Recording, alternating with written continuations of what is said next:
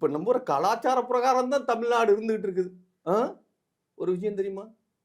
அப்பெல்லாம் காதலிச்சாங்க, கல்யாணம் பண்ணாங்க, அதுக்கப்புறம் தான் ஹனிமூன் போனாங்க.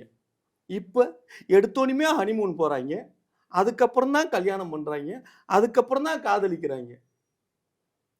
தமிழ்நாடு கலாச்சாரம், தமிழ் மக்களோட கலாச்சாரம். நீங்க தமிழனா?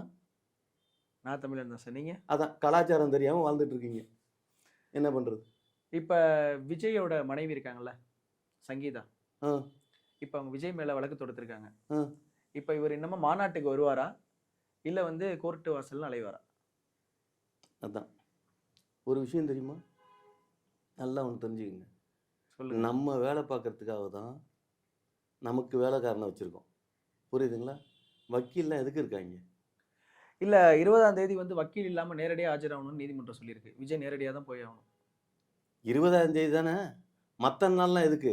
மத்த நாளெல்லாம் மக்களுக்கு, 20ஆம் தேதி மட்டும்தான் மனைவிக்கு. மாநாடு போடுறப்ப மட்டும் தானே கூட்டத்துக்கு வராரு விஜய். மத்தபடி பனையூர்ல தானே இருக்காரு அவரு.